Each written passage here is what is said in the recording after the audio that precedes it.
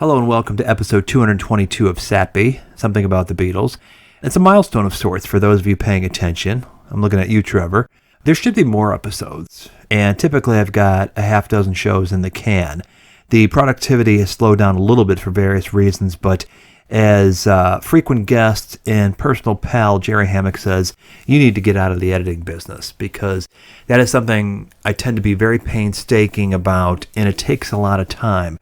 Typically to do, say, a 90-minute show could take up to 2 weeks to edit as I put in a time because I try to do it very precisely. If you're listening to something minus the visual, you're just listening to it, you hear a lot more of the tics in normal people's speech.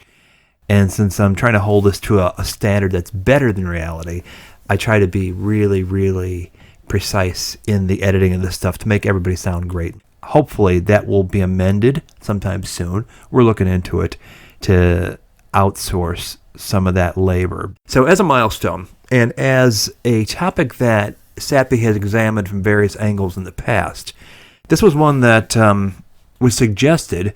Good old pal, friend of the show, friend of mine, Luther Russell, who you guys may know as one half of Those Pretty Wrongs, alongside Jody Stevens, ex of Big Star. They've got a new record they've been working on this summer, by the way. It'll be the third album. They're multi-instrumentalist, singer-songwriter, performer, and producer and engineer. He definitely, as you've heard on the show, approaches Beatles from a particular angle that is unique to where he's coming from. He's got a pal, Pat Sansone, best known from Wilco, although he's also in a band called Autumn Defense prior to becoming associated with Wilco. And he's in a similar situation. He is a singer, songwriter, performer, multi-instrumentalist, producer, engineer as well. And so these two guys in their Beatle fandom, independently, one guy growing up in Mississippi, the other in California, they both are about the same age and both glommed on to Sgt. Pepper at some point in their childhoods. It has maintained this mystique, this magic about it for them that is not unique, certainly for the people who were around in 1967 and of age to buy records.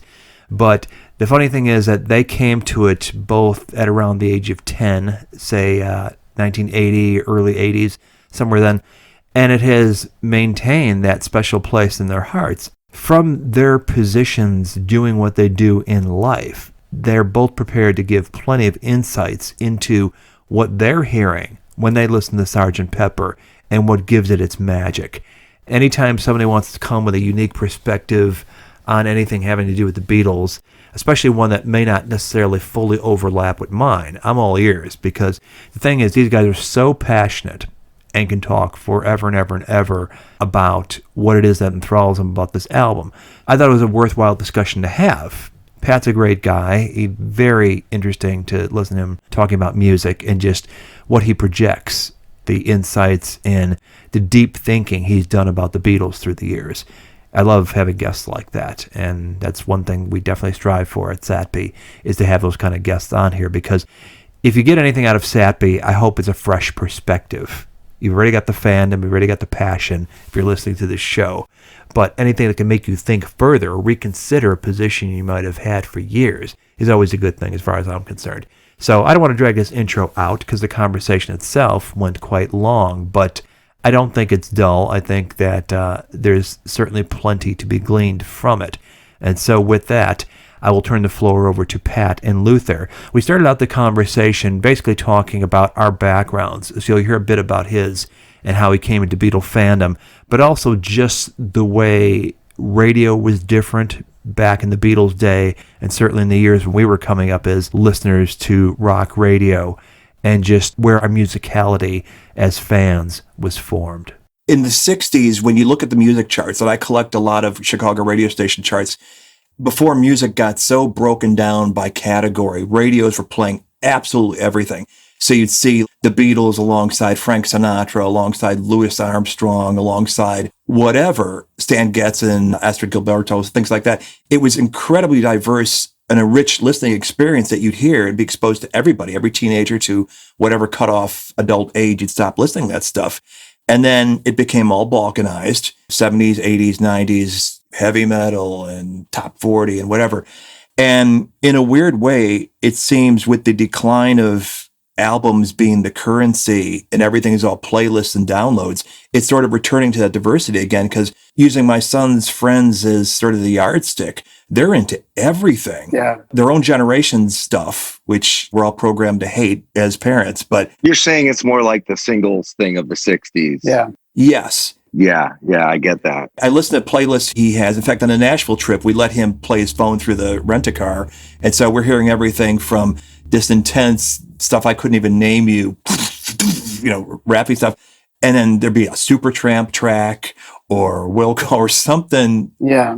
Your tastes are so incredibly diverse. You can make a playlist of such diverse stuff. Like me, I have to kind of program things, at least by period, if I need to listen to it for a sustained period. I can't genre jump like that because it's like too much. It's almost like the disappearance of physical music matter has just erased the idea of there being eras in music. Right. That has just vaporized. So if you can go from this link to this link to this link, no matter what the time period, in a way, it's like this utopian dream of kind of what was always being imagined, that it's all there for us. It's all available. There's no boundaries, Right. It's like, to use the Beatle metaphor, the John Lennon metaphor, bagism, communication without prejudice. So absent the presentation aspect of it that we love so much, the 12-inch grid with wonderful artwork and whatever else, they are only able to judge things on the basis of the sounds they're hearing. And absent all that other stuff that will shade how they package it and perceive it and put it in a box in their own brain, it ends up being this wonderfully diverse thing, which I guess ultimately is a good thing. Yeah. As much as we lament what's happened with the digitalization of music. It's algorithmic. And I gotta say, Spotify shocks, stuns, amazes, and surprises me at every turn, because those algorithms are crazy accurate. You've all had that experience where an album ends and they start bringing up new stuff and you're like, yeah, I would have put that on. Yeah, that would have gone. Yeah, that seems natural. Like, what the hell? That is odd. It is odd. Isn't it? Isn't it a strange feeling? Because I didn't know my taste could be programmed, but yeah, I guess it can. Even though we're living in a strange time, but it does give me hope. It's like, okay, if it's going to be somewhat robotic, at least everything they're drawing from and choosing from is eclectic and interesting. It's just, again, we're coming from a different perspective, all three of us, because we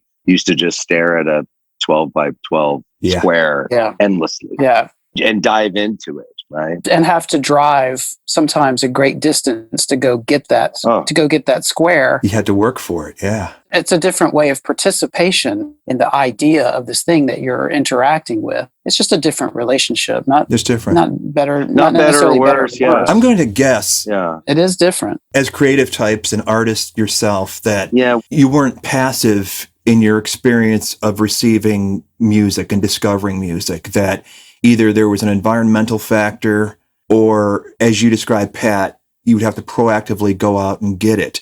Can you describe that a little bit in terms of what turned you on to stuff that might have been different in forming your tastes apart from your peers? Gosh, this could be a long answer. Go for it. I'll give it. I mean, my story with that is I grew up in a small town in Mississippi, Meridian, Mississippi. There was a record store there that was pretty good. Was it skewed toward a particular genre or taste? No, it was just, there was a record store at the mall that just kind of got all the major releases. And but then there was a independent record store that was run by, kind of a Southern hippie. It was right across the street from the high school, which was pretty amazing. Perfect. He also, I won't go into some of the other things he might have sold under the counter, but that's where I bought Sgt. Pepper Sgt. Pepper was the first album I bought with my own money when I was 11 or so. That's very interesting, because that might have been my third after the Red and the Blue albums. I got hit by the Beatle rays when John Lennon died. I was 10 years old. Beatle music wasn't really in our household, but a lot of music was in our household. Where are you in the birth order? I'm the first. Okay. I'm the first. I have two younger sisters. Okay. I come from a musical family. My mother is a singer, not professionally, but an amazing singer, and sang in groups around town. she was really into jazz, and she was really into kind of like R&B. She was never really a big Beatle fan in those years. I mean, she graduated high school in, I want to say 61, something around. So that's the age group that she's in. She was in that moment, but she was more into soul music, R&B music, jazz music. She appreciated the Beatles and rock music that was happening at the time, but it just wasn't her thing. And it's interesting as distinct from country, which some people might expect, oh, Mississippi, you got to be into country music. Yeah, I mean, this is the thing. Like, I grew up in a very kind of odd family. My father, who is 10 years older than my mom, he comes from a family. His mother was a singer. Wow. He grew up in this family where show business was like really important. And his mother was a singer. She sang on a radio show in New Orleans. She knew all the, American standard pop hits of the day. Wow. She also had another character where she sang like Western swing and cowboy songs. Wow. Did she make records? Different stage name for that. No, she didn't make any records, unfortunately. Okay, but she was a radio unfortunately. performer. Yeah, but she would go down to New Orleans once a week and perform on this radio show. Wow. Do these air checks exist? We haven't found any of that, but what we have found recently is letters that people would write into the radio station to her requesting certain songs. Wow. That's amazing. It'd be a personal letter saying, I heard your show the other night on the so-and-so hayride, and I love your voice, and would you next time sing so-and-so cowboy song? And she would have to learn it, I guess, and she would do it. Stacks of these letters. Yeah, that's great. So I grew up in a family where this was just this mode of thinking. And then my father, to keep that thread going, my father wasn't a musician or a singer, but he did some performing. He loved kind of like showbiz. He loved musicals. He loved sort of the vaudeville tradition. He loved comedy and loved music, although he didn't inherit the musical gift that his mother had, my grandmother. But in his 30s, in our hometown, he started to promote concerts. There's this beautiful theater in our, one of those, a beautiful theater built in the 20s. Like an old vaudeville house? Yeah, kind of. It was a movie palace and vaudeville house, and still there. It's in need of some restoration, but it's still there, and they still have performances there. Cool. But he started booking shows in the 60s. The first show that he booked was Buck Owens, 66. He did Glenn Campbell in 68. Wow. And then he started making it a regular festival. So when I came along, and when I was around in the 70s as a kid, I would hang out down there at the theater and watch these incredible, legendary artists come in. Wow. Every spring. And I'd be there from the time the stage crew got there in the morning until the stage crew left at night. I'd see the ticket, be there in the ticket office. I'd watch the sound checks. I'd see the audience coming in. I'd watch the show from the side of the stage. You put people like Ray Charles and Tony Bennett and Roberta Flack and... Wow. Damn, you saw some shows, huh? Four Tops and country stuff. His idea was to have something in that month of April when he would do these shows on the weekends. He'd try to have something for everybody. Try to have something that's like an R&B act. He'd try to have something that's kind of like for the older crowd, that's like a Vegas-y kind of thing, like maybe Jack Jones or somebody like that. There was another festival in our town that was more country oriented where some legendary people came. So I got to see very close this variety, diversity of entertainment and music. And you got to see the whole of it, not just what the audience sees. You got to see how the sausage is made. That was your normal. That's amazing. Yeah. But not much rock and roll. Because my dad just did not really get rock and roll. Wow. He booked the Little River Band once. That was one of the more, Helen Reddy. I mean, we're not talking like edgy stuff here. No MC5. Yeah. But so that was about as rock and roll as it got. He just didn't get it, But my grandmother was a big Elvis fan. So I learned about Elvis from her. She saw Elvis perform in the 50s in our hometown. And was in love with him till the day she died. So the reason I'm telling all this is that by the time I'm 10 years old, I've been exposed to a lot of entertainment and show business and a variety of musical styles. And I have a deep love for Elvis. You're primed. And I would watch the Monkees TV show would be on in the afternoon on our local station. And I love that. But I didn't really know the Beatles. And then when John Lennon died, all of a sudden that music was everywhere. Yeah. You know? Mm-hmm. And I remember waking up that morning and my mom with tears in her eyes, even though she wasn't a Beatle person, she still, Terrible event. you know, Yeah. terrible event and the heaviness of it. And, Mm-hmm. and had an admiration for that music. I mean, anyone who's in music by that time, Yeah. you know, you understand the greatness of that music. Mm-hmm. And I'm sure she had sung some Beatles songs in one of her combos, you know. Uh-huh. All of a sudden, that music was everywhere. And I just went into it with full head and heart. I remember like that period of absorbing all that music and feeling like at the same time, this is blowing my mind. It's incredibly new. It's a whole new experience for me. But at the same time, I already know this music. Mm. Yeah, yeah. It was like it was familiar and alien at the same time. Wow.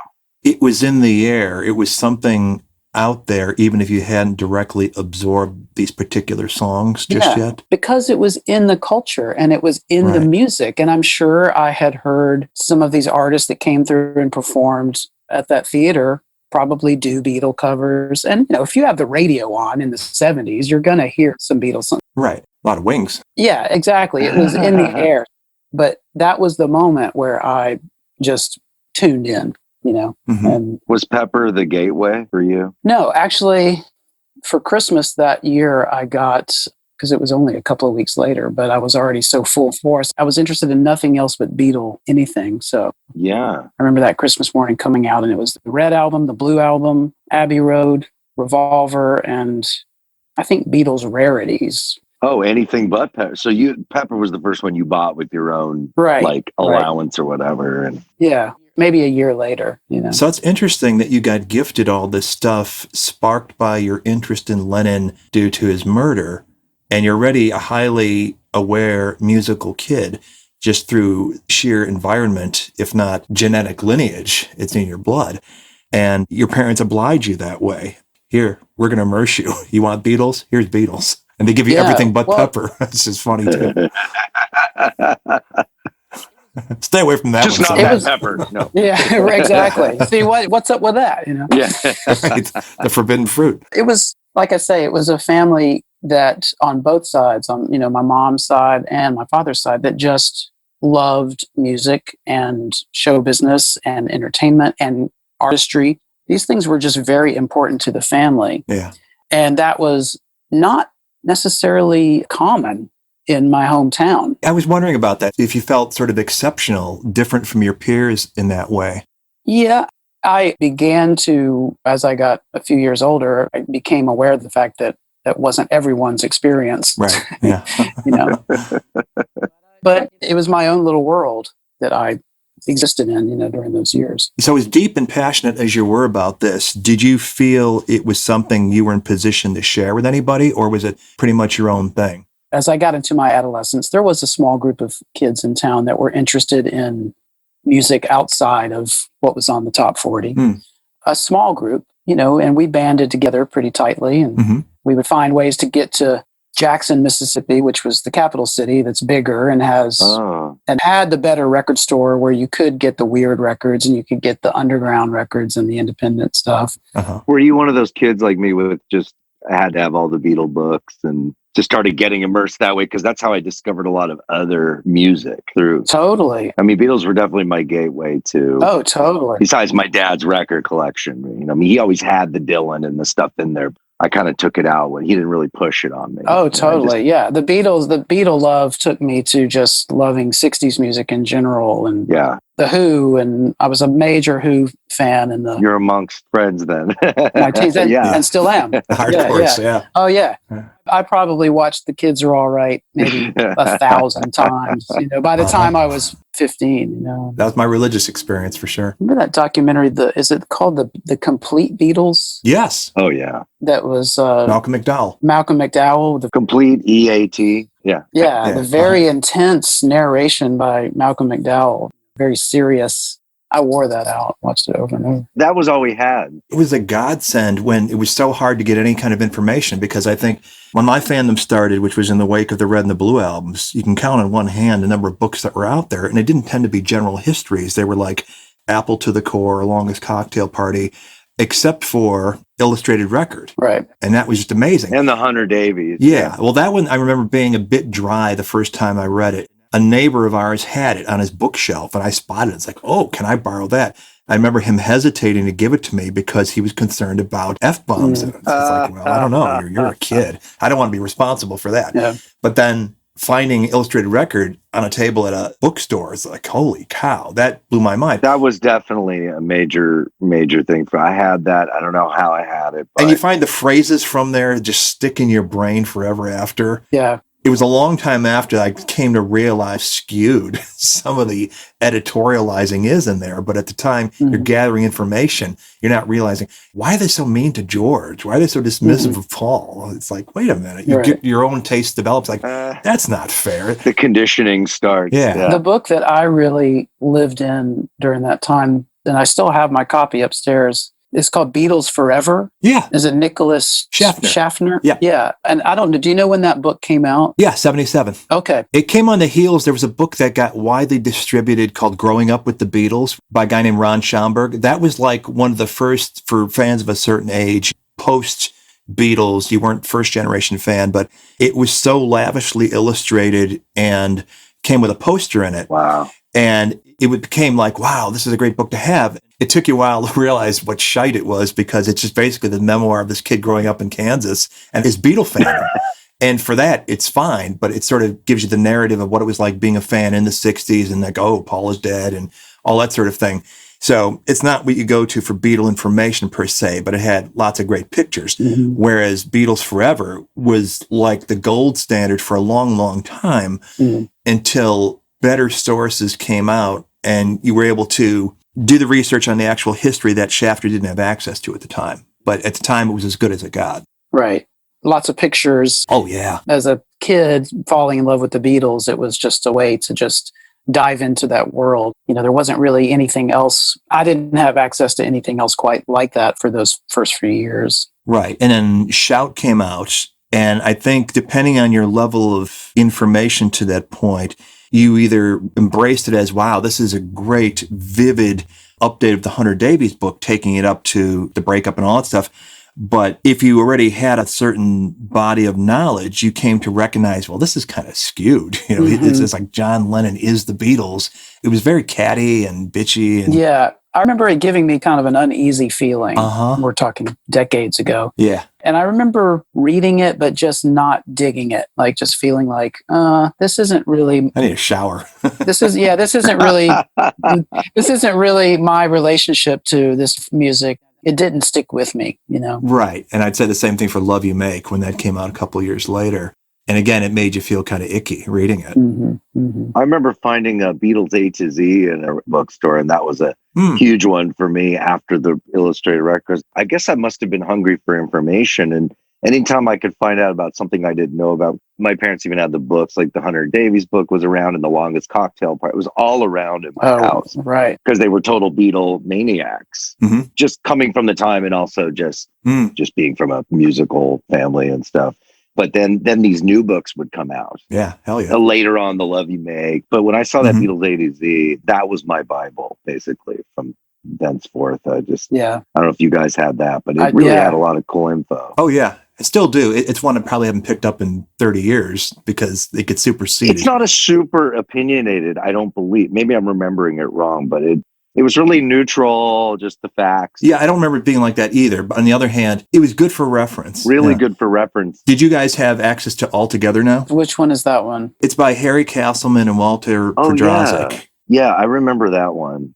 It was basically a really contextualized, expanded discography. So it gave every release in there, but then there were chapters on bootlegs, which was enormously eye-opening to let you know what was out there and what it was all about and what was BS. God. And on foreign releases, and a great section in there on the four Beatles playing on other people's records, which was really cool. So that's when you discovered, oh, George is on Nilsson or on Jack Bruce's album, things like that. And it gave you, as a collector, it's like, okay, I have to track down Startling music or things like that. It was a nice little roadmap when you didn't really have much other than There was that discography sheet that came in the red and the blue albums, which come to find out was deeply flawed. So you're tracking down things that don't exist. Right. So there were a lot of dead ends and oh yes. Yeah. I remember that. There was a lot of but the main thing that stuck out about those books to me, especially the illustrated record, was I would see these album covers I never saw, like Beatles for Sale. I just didn't understand. Yeah. Because we grew up with the canonical American album. Capitals, yeah. And in some cases, they were arguably superior. Like we've talked about Rubber Soul and stuff. But then in the 80s, when they got everything aligned, I embraced it. I accepted it and I embraced it. It was kind of new and fresh. Anytime a new and fresh thing came out on the Beatles, like the anthology or the switch to the British, I just dove in and accepted it and wanted it. I wanted to get them all. But it was definitely like a little bit of a mess with your mind, a little bit. Yeah. Did you either of you guys collect any bootlegs? Oh. Like when they were on vinyl? Yeah. Here's the bootleg I found. I was like 15. We were like in Canada somewhere and went to some record store and I got the Beatles Sessions. That famous one that was the first one that had outtakes. Yeah, the aborted anthology, pre-anthology. It was the first one of the one they tried to make. I guess they didn't. Later on, I found out they didn't put it out. I still have it. That is an amazing bootleg because it's literally like Besame Mucho and the acoustico blah dia blah da. Yeah, and it's kind of chronological. Yeah, and Christmas time is here again, and just literally come and get it. Come and get it. My mind was literally blown by that bootleg. It was so next level, and to this day, when I put it on, I kind of like get a little breathless. Yeah. And it was great. The anthology thing was amazing. And that was almost like more than you could want. Yeah. But there was something super tight about that Sessions bootleg. I don't know. It was crazy. I remember when I got Sweet Apple Tracks, which was the double pocket one with the picture from the Revolution promo on the front. And it was a listening experience like I never had before. It's Niagara stuff from Twickenham. And so you hear them. And to this point, to wherever you read, whether it was in the Illustrated Record book or in Beatles Forever, talking about how miserable the Let It Be sessions were because that was the messaging the Beatles put out about it. And this is clearly Let It Be sessions, even though the picture on the cover is wrong. And you're hearing them having a blast, having a good time goofing around on songs that made it onto Abbey Road and stuff like that. It's like, where's the misery? What's the missing context here?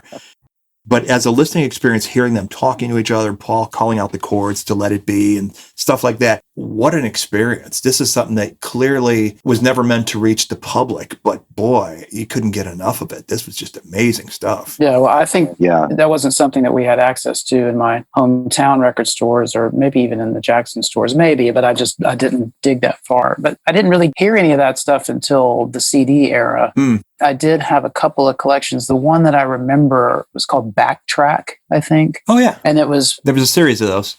Okay. I had one or two volumes of that. I had one of the full versions of Strawberry Fields. Yeah. And just hearing any of those alternate versions was just such a thrill. Yeah. The version of Andrew Bird Can Sing, where they're laughing through all that stuff. So you had that before? Yeah, just 6 or 7 years before. Yeah.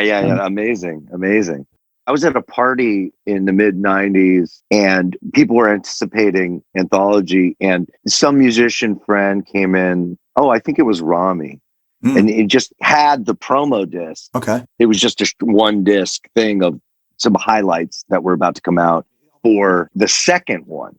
For the second anthology, because the first one was kind of interesting, but it was like the old school stuff. We were at some party and someone threw on the mid period, just come to life of all those alternate I'm Only Sleeping and all that stuff. And I was just literally stuck by the speaker. Like I couldn't even participate in the party. I was just like listening to this. Oh my God. There was still a heavy duty discovery period in the 90s. Yeah. That was going on. That was like, yeah, it'll be hard to top that. The only thing I'm hoping could start bringing those kind of feelings about is looking forward to seeing all this stuff no one's seen in the Get Back stuff. Right. Because we pretty much heard and seen it all and read it all. Yeah. But there are things in the vaults, man, that when they come out, it's going to be pretty wild. Did you guys get that experience when you saw the 5-minute highlight reel back at the end of last year? Oh, my God. Totally. Oh, yeah. It's thrilling, and And it was so wonderful just to see the outpouring of joy and excitement from people everywhere. At that time. At the time of the pandemic. At that moment. Gosh, at that moment, just to see something so vibrant, to see them in those beautiful colors and what they were wearing is just bursting off the screen. Can see the camaraderie, the joy. It's like exactly what the world needed, especially what all us Beatle fans needed at that moment, to have something to hang our hat on for a moment, you know. It was a dark time when the Let It Be period lifted everybody. Right. That lifted Right. It's like, oh my God, what a joyous time it was. And in the dark, cold days of early '69 when everyone was grumpy. Yeah. Nowhere to go but up. Exactly. So it's interesting that these experiences bring you back to that moment of uplift and discovery, that buzz you felt. And I've always kind of theorized that, and I guess I subsequently found that there's actually scientific reason that this is a valid thing.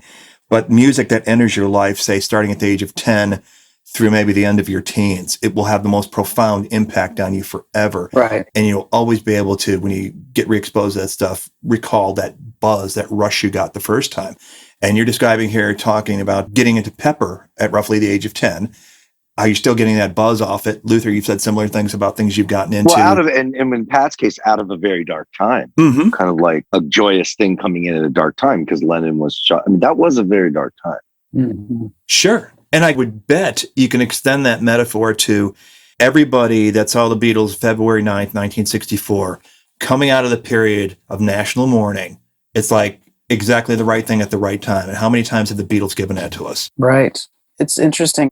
Once we connected and decided to have this conversation about Pepper, of course, I've been listening to Pepper a lot the last week and a half or so and just getting back in that world. And I still get that buzz from listening to it. There are moments in the record that are still so rich with mystery and magic that will never go away for me. Those are the key terms for sure. Yeah. I hear that over and over again. And the funny thing is that you were early 70s, 10 years old, hearing this and getting that perception off of it.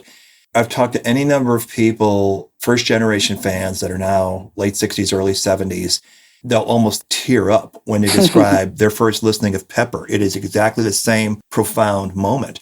And you look at the history and the reporting, and there's a quote, I think it was from David Crosby, that said, you can drive anywhere across the country in the summer of 67, have your windows down, you hear Pepper coming out of somebody's house or some radio or something like that. Yeah, isn't that an amazing image? That I've heard several people kind of describe that same thing. Maybe does Joe Boyd say something similar to that?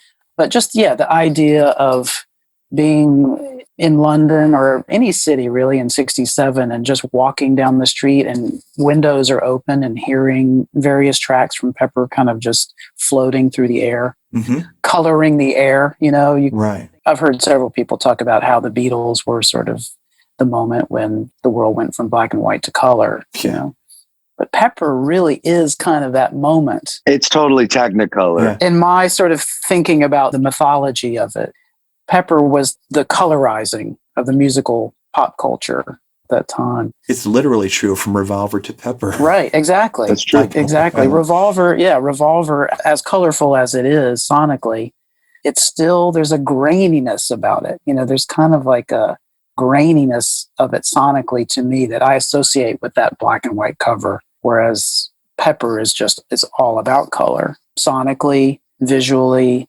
emotionally. I think the diversity of emotional colors that exist in the songwriting, that's kind of how I think of it. Yeah, that's exactly right. On the one hand, you come at it from a historical perspective and researching the Beatles and what they had to say and all that stuff. They were absolutely moving forward with something that they knew was going to be departure from everything they'd done before. Mm-hmm. They know they're not touring anymore, so now we're not beholden to any notion of anything we record we may have to reproduce on stage. That's out the window. They are also thinking of it in terms of, well, this record is going to be us on tour. We're not going to physically tour anymore, but the record's going to go on tour. I think was Paul's quote. Everything about their approach was entirely new, including this alter ego they come up with, Sgt. Pepper's Band, Interestingly, it's not of its time. It's of a couple generations before, this Edwardian presentation. Mm-hmm. So immediately it tips its hand that there's going to be a nostalgic vibe to this, that this is not of its day. We're not dressed in San Francisco garb of 1967. As you describe, in the range of emotion throughout the material, in the range of sound, we're going to fully make use of the studio. It is a leap forward in terms of just the sonic qualities of it, the production, what it sounds like as a record. The thing I liken it to, as far as a turning of the page, is when Pink Floyd did Dark Side of the Moon. Mm-hmm. How different that sounded. It's rich. Mm-hmm. So you've got all these qualities going on. Maybe the other thing that sort of lifts it beyond the Beatles' intentions, because any artistic intentions are going to be beholden to how it's received. And obviously it was received as rapturously as you would have wished for, was the timing of it. Mm-hmm. The thing that they couldn't control. The right thing at the right time, which we've seen so many times in the Beatles' career over and over and over again. I think there's a lot of factors that give it this special place. Words generally fail when critics come along and try to sort of explain, well, it's special because of this. Mm-hmm. Blah, blah, blah, blah, blah. That doesn't really touch it. It's something that is beyond the ability of words to describe. It's timing, it's the actual ingredients of it, but it's something bigger than that. And maybe the biggest takeaway is that what the listeners were feeling in real time when it was new, and this was an event writ large. This was huge. The Beatles' first record in almost a year after they quit touring, so it's going to be a major thing. Even though we'd had the taste of Strawberry Fields and Penny Lane, knowing that they're not breaking up and they're doing something amazing new, and oh, look, they've got mustaches now. But the fact that decades later, how convenient. Yeah. Apart from that context of 67, are getting that same buzz off of it. That, to me, you have to point your finger at one thing that gives it its power. It's the fact that it's timeless. Yeah. It's timeless in what it makes you feel and what it's putting out there. And that's how you can have that reaction from people listening to it, I think. What are your thoughts? The sort of idea that it's somehow dated is kind of funny concept to me, because for a few reasons. I think a lot of this is because it is such a representational event of the summer of love. Pepper, it just gets attached to that moment, understandably so. Mm-hmm. Because like you say, of when it appeared at this moment when the culture was hungry for it, ready for it, needed it, but was also still so surprised by it. It represents that moment. So whenever it's presented on documentaries and things, they play songs from Pepper and then they show kind of the quintessential Summer of Love footage, the clothes, the whole thing that just become the cliched imagery of that time. Yeah. So maybe it's just become hard for people to sort of separate some of the music from that itself and not just experience the music or experience the album on its own. Mm-hmm. To me, like I say, when I listen to it, I'm still just blown away by what I'm hearing. And it's funny to think of it as being dated because they were drawing on such a range of time periods and styles and subject matter. Pepper, to me, it's this amazing magic trick of both looking forward and looking backward at the same time. There's so much revolutionary creative innovation happening on the record. Yeah. But there's also this looking back and drawing from the things that got them to that moment. So it's not just about, obviously, everything that came before is bull and it's time to blow the doors open and everything has to be new. It's moving forward by appreciating the past. So it's this very interesting feeling, I think, in the album. There's like a tension that's like caught between those two impulses, caught between the impulses of deconstructing everything and moving forward into the new world, but also looking back on what's been valuable and what's been rich about the past. Yeah. It's funny. I was talking to a friend of mine the other day. He's a writer. His name is Bill Demain. He's a songwriter and music journalist. He's written for Mojo a good bit and contributed to a great book about Pepper called Sgt. Pepper, The Mood, the Look, the Sound, the Legacy of the Beatles' Great Masterpiece. Sgt. Pepper at 50. Oh, wow. So I had lunch with him and we were discussing this. And we started talking about She's Leaving Home. And there's a lot about, if there is an overarching theme to Pepper, it's kind of in She's Leaving Home. It's almost like McCartney, in a way, is kind of writing about himself. This is the moment where I'm moving forward into this new way of approaching my work, approaching my art, approaching my life. But you also hear the chorus of the parents with genuine love, empathy saying, well, but we've given you so much. Right. No, the generational divide is definitely encapsulated in that song. I know there's a story in my family where my grandfather was a songwriter and he was from that other era. And he just, when Pepper came out, of course, I think my mom and my dad, the young newlyweds, played it for him. Like, you got to get into this. He just latched onto She's Leaving Home. Oh, that's interesting. That was his hook. You know, he could get in, he could understand it through that. Probably for a lot of reasons. Not just the string laden Montivani, whatever, but just like you're talking about, those overarching themes and that conversation between the generations in it and stuff like that. Yeah. I think that is the heart and the center of Sgt. Pepper. I totally agree with it. It's really deep, I think. This is why I kind of just have a problem when I hear you check out. Well, when I hear criticisms of Pepper as being emotionally shallow, or it sounds great and the production is beautiful, but the songs lack emotional depth, and it's all gloss. I'm like, are you listening to the same record? Yeah, that's how I feel. We could get into that later. That's just kind of why that is. I think that there's a lot in that song that kind of points towards how I feel about the rest of the record and what the record is sort of saying, unconsciously. I don't know that it certainly wasn't a conscious theme that they were laying down, but. And Robert, like, you talk about the history and everything that surrounds it and the circumstances and all that stuff. But as a young child, I didn't know any of that. Right. So I'm responding to, this is what's kind of fascinating to me, is I heard all their intentions in there. You know how it's like more echoey record than the other stuff they did. Yeah. It's got a kind of reverb, kind of like echo plate thing to it. As Pat said, sort of that magical mysticism element to it. Yeah, I mean, there's literally sonically, it has this mystical quality because they really leaned on their effects and so when I was a kid, it really was like a show being put on for me. Yeah. Like, I dropped the record and I heard the audience, and like, as a little child, I thought this little show was being put on for me. And I knew it was the Beatles, but it was this other band they were playing, and that all came across.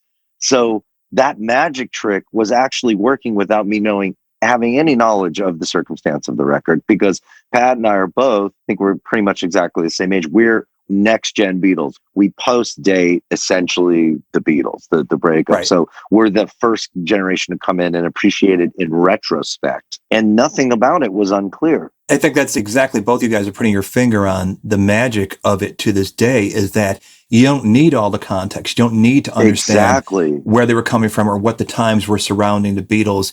It all comes through nonetheless. Yeah. And it gripped you guys at this age where you're wide open. You're devoid of prejudices that harden in a normal person through the years as you live life and everything. Your receptivity is pretty heightened.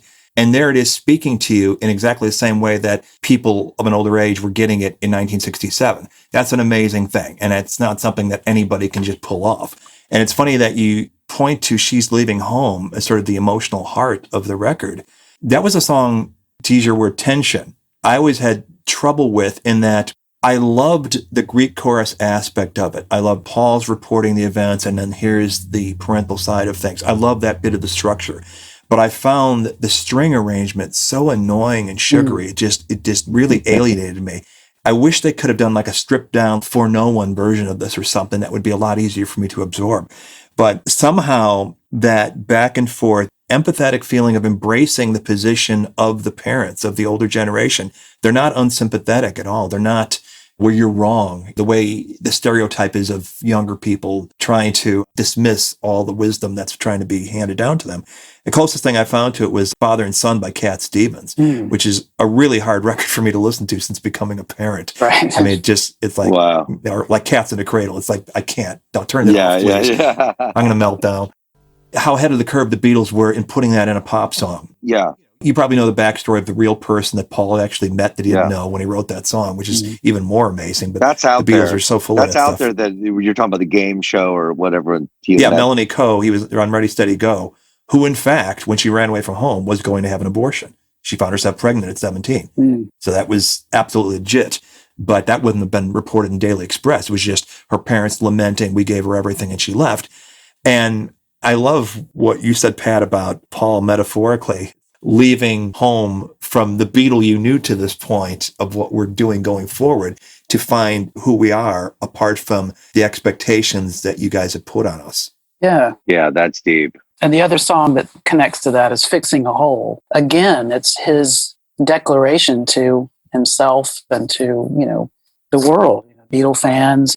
It's just an expression of, I am going to be an artist and I'm embracing it. And this is the way forward for me. It's a very personal song, I think. Oh, yeah. McCartney often gets criticized. It's very haunted, too. It's very haunted, yeah. That was one, I gravitated to that when I was a kid because there were so many things going on. Like, how could anyone sound like that? Right. Where's this happening? What's he talking about? Why is this so spooky? Melodically, how is this so brilliant? Like, everything was happening at once on that song that, in a funny way, I'm still unpacking. It's funny, that track gets dismissed a lot, and I never understand it. To this day, it's one of the X Factor Beatles songs that totally freaked me out. No doubt. Totally freaked me out, Well, the chords themselves, I mean, if you just really look at the chords that are happening in the verse, they're very odd. Yeah. They're very harmonically rich and kind of clustery and dark, kind of melancholy. Like that verse, haunted is a great word for it. It's very emotional. His singing, his delivery of it. Yeah. And when he goes up high, it's so perfect. The next examples I see are all over the Ram album, kind of lifting the veil off his true emotions. Right. Yeah. But it has that same thing.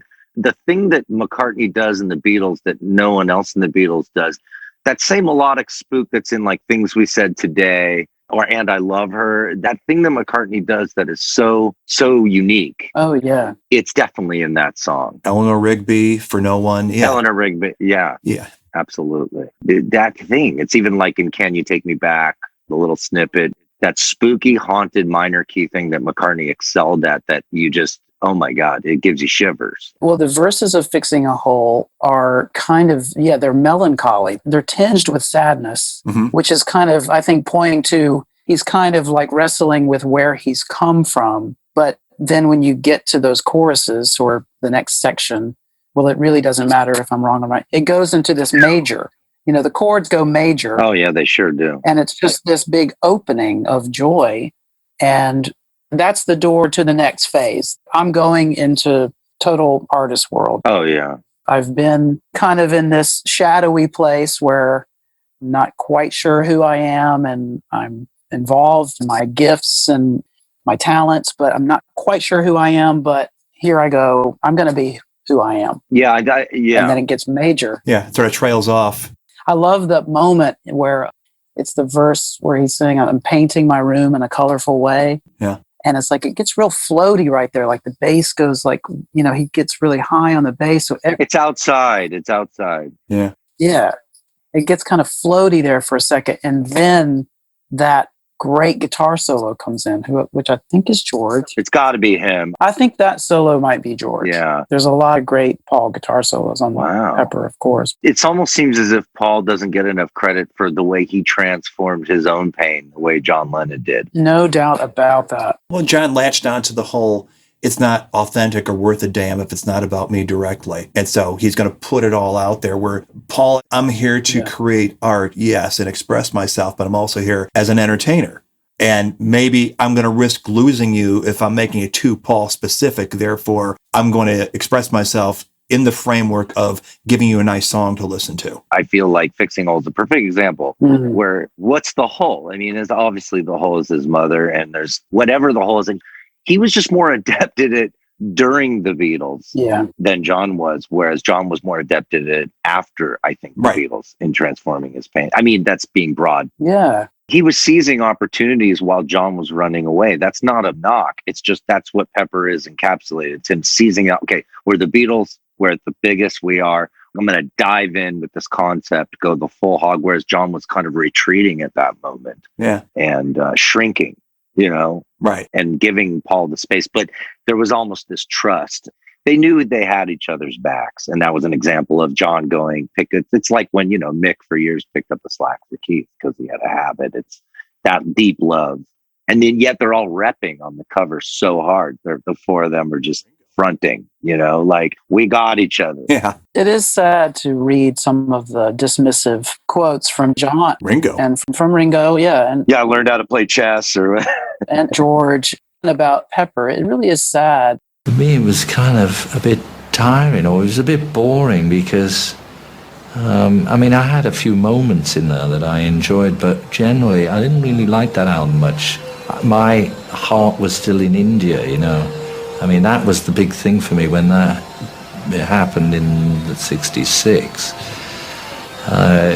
It was after that, everything else seemed like hard work, you know. It was a job. It was like doing something I didn't really want to do. I was losing interest in being Fab at that point.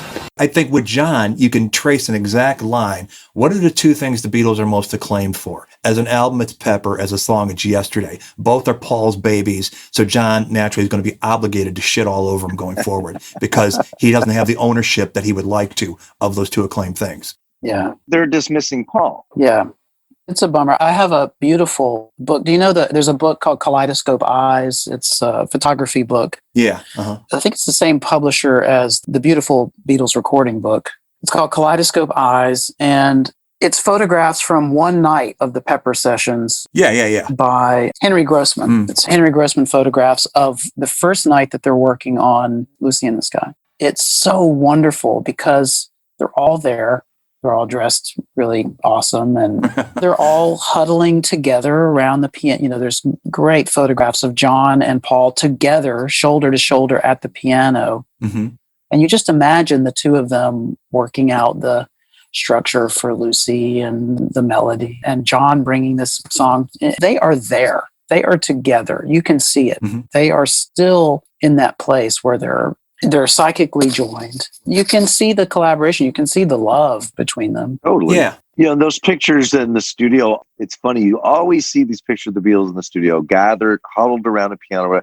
They almost look like photo ops. Yeah. But the more you learn about the Beatles, you realize they really did everything eye to eye and nose to nose. Mm-hmm. They really were all pitching in. So even if it feels musically tilted towards one Beatle, it could have been another Beatle that was actually just completely driving the session. Like John with Julia. Which is why that Peter Jackson highlights reel is such a culture shock from everything we were ever taught about the Let It Be sessions.